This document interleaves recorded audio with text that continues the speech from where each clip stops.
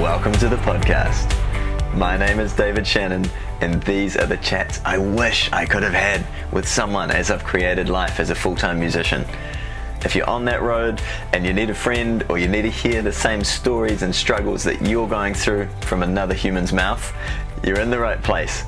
Connect with me at davidshanhun.com and let's move you into that space where you're really thriving and sharing your gifts with the world. Let's go.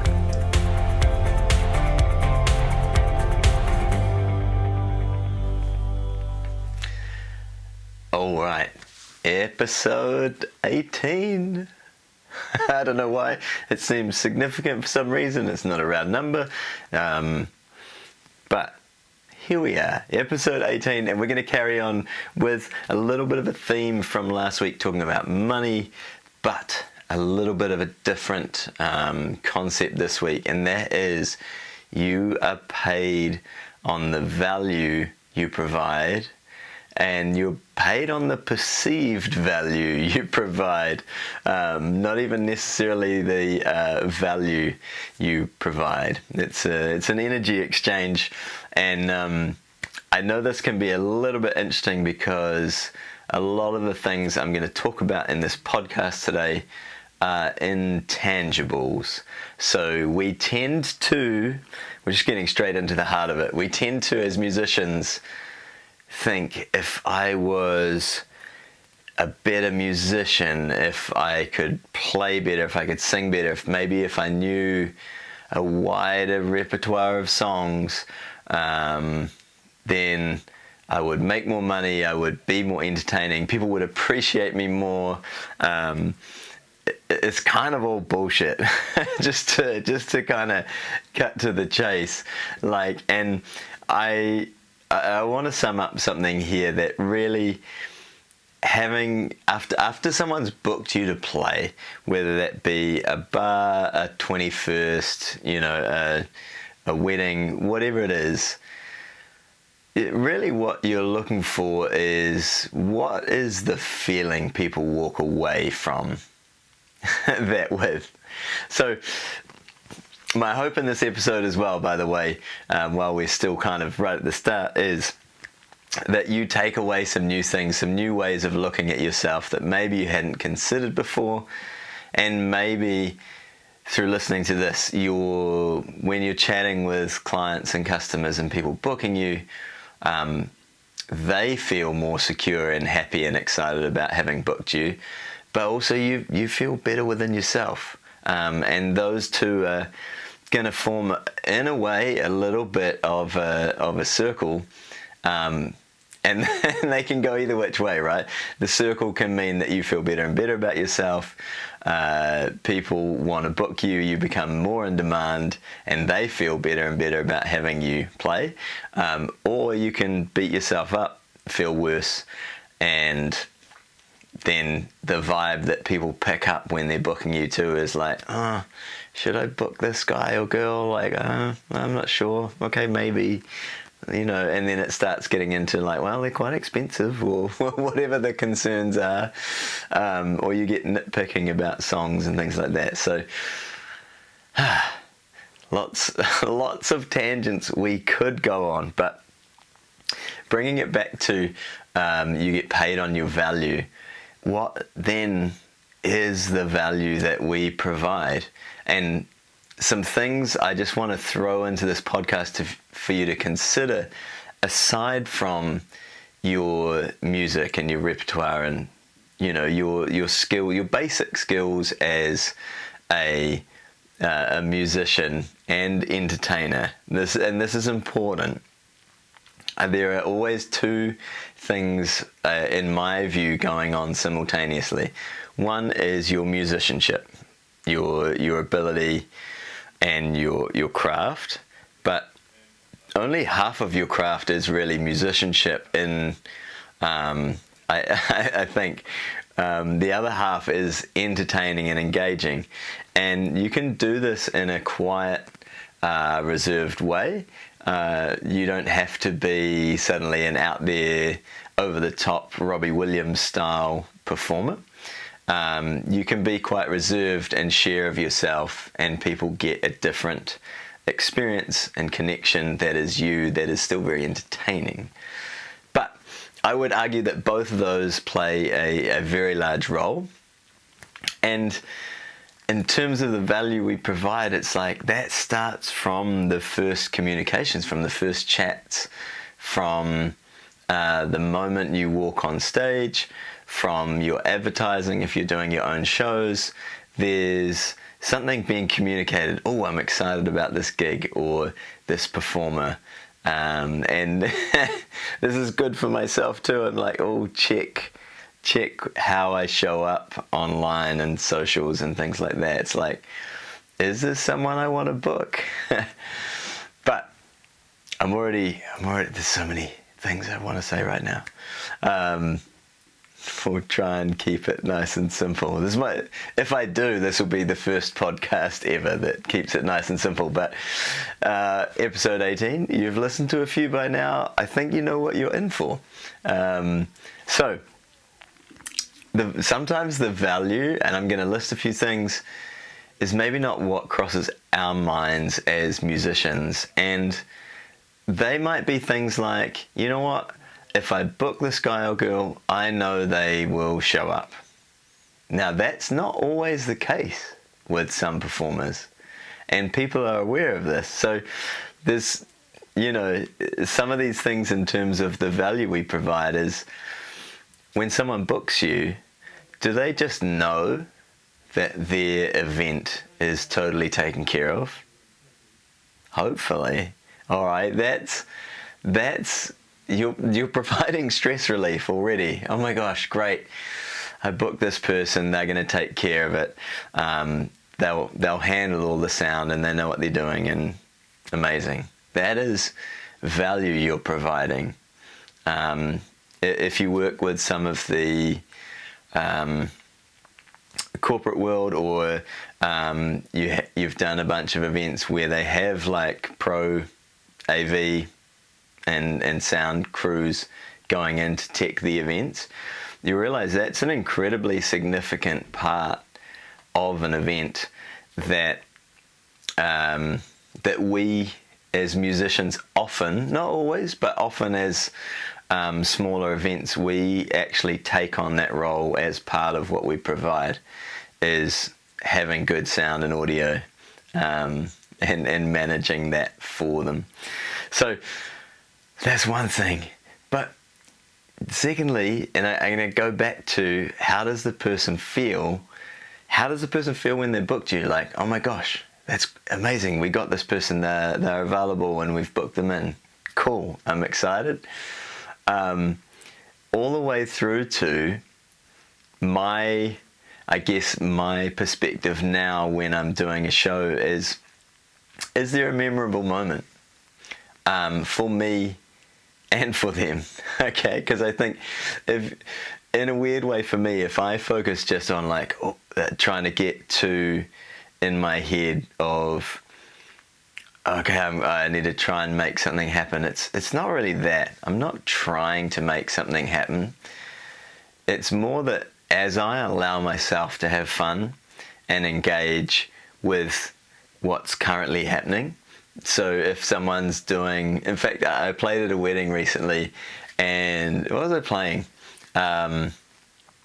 The Bruno Mars Uptown Funk. And this guy starts doing the moonwalk.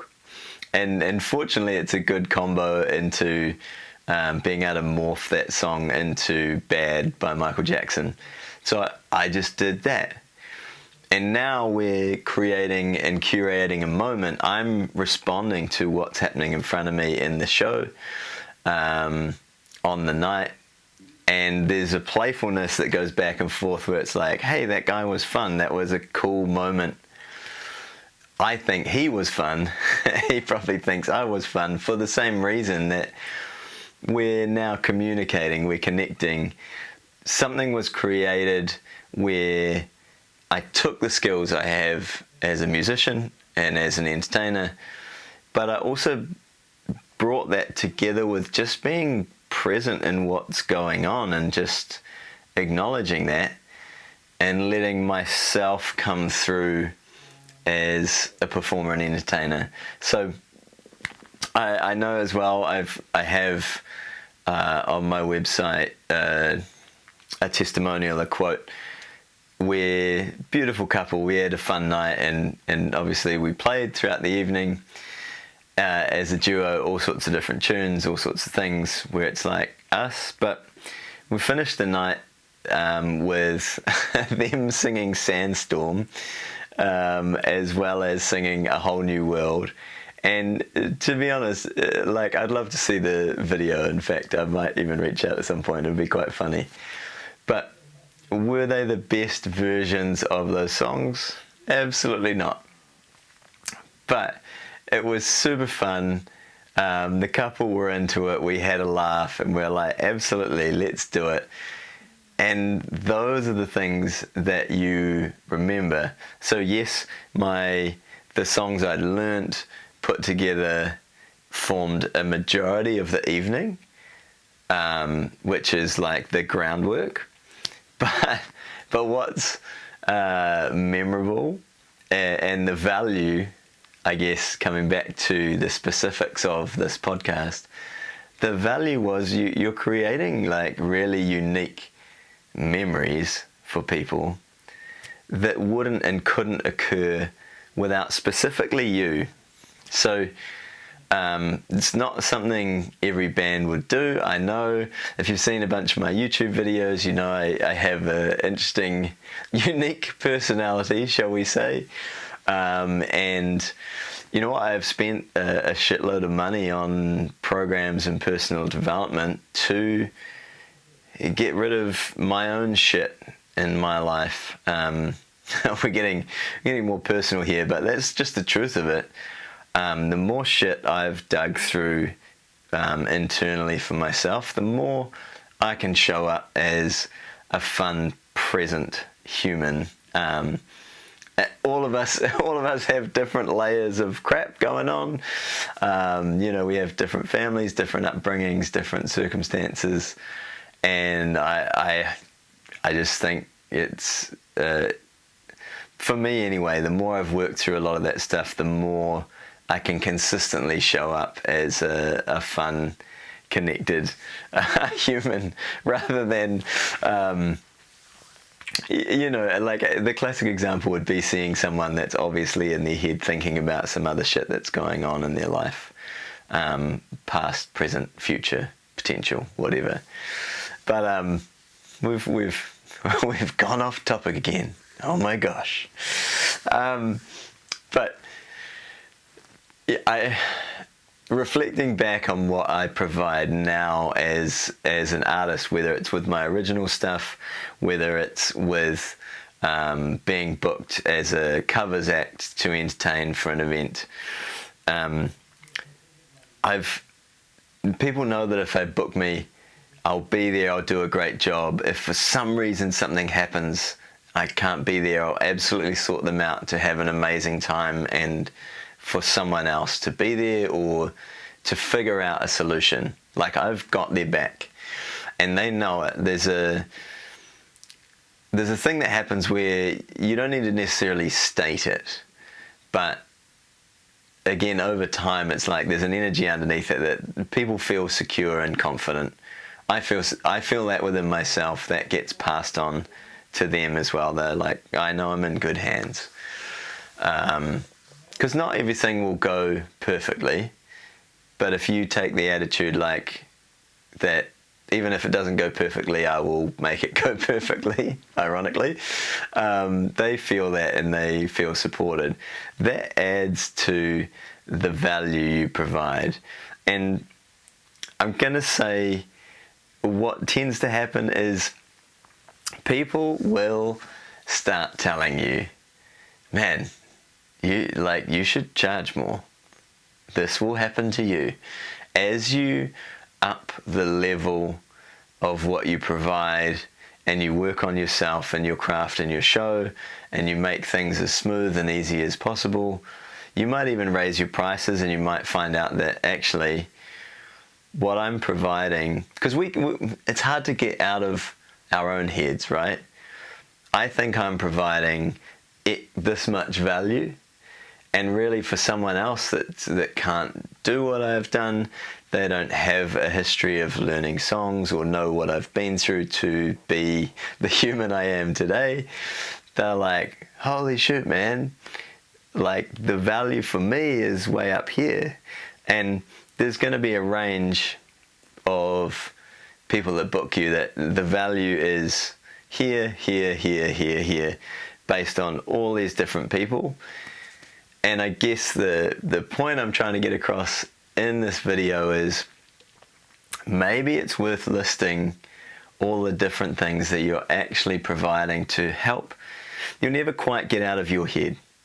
But if you think about someone booking me, for example, I can use myself, and this might help you going through it. But if they book me, all their sound and audio stuff is sorted. So if they need a mic to do a speech, sorted. They know that everyone will hear their speech and it's just gonna sound good. I don't know why. I don't know, you know what I mean? Like, they don't need to know why. I know why, because I'm EQing everything and making it sound nice in the room. They don't need to know why. They just go, oh my gosh, that was great. We could hear everything. It was sorted. Or if they suddenly surprise that on you, you're like, hey, it's no worries, of course. Like, I didn't bring another microphone maybe, depending on where you're at in your journey, but you're absolutely welcome to use mine. Just, you're going to manage everything and sort it. That takes a huge pressure off and is an amazing value to someone. Just the fact that things will be handled and sorted. And we're not even talking about music here, right? This is nothing. This is surrounding to your actual performance. But other value adds, I guess, that you can include as I go through this is just like, I'm gonna be in general good spirits. Like, yes, I have my days when it's a struggle and I'm tired and you know, things aren't going well, you know, it's not my best day or whatever, but it's like I'm still going to do a good show, and my base level, and this is what I'd suggest for you as well, don't necessarily work on, in terms of providing value, don't necessarily work on trying to continuously provide more and more and more up here, but bring up the bottom of what you provide. So like on your worst day, you're still going to provide a really good show, you're still going to sing in tune, you're still, you know, whatever it is, going to provide these base level attributes. I don't know if that's the right word, but I feel like more than anything, because I'm waffling a little bit now, but more than anything in this podcast, what I want to get across is your value isn't just your music and performance. Your value is the fact that someone else is like, hey, we have a performer coming in. They can get excited about this event beyond what they would if they just invited some friends over. It's like we have to get outside of our heads of, hey, cool, I'm just going to turn up and play a bunch of songs that I've played a bunch before. No big deal. It's a huge deal. Like, people don't organize and book musicians necessarily every weekend, you know what I mean?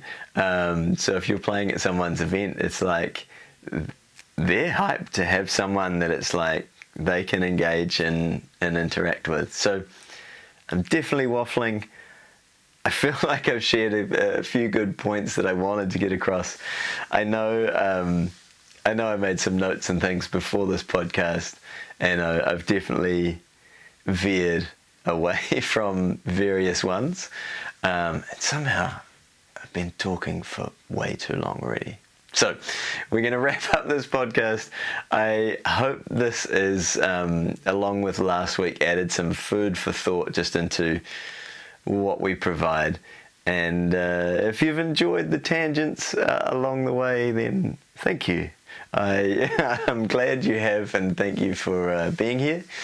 And we will see you with an entirely new topic next week. Happy Monday. Over and out from me.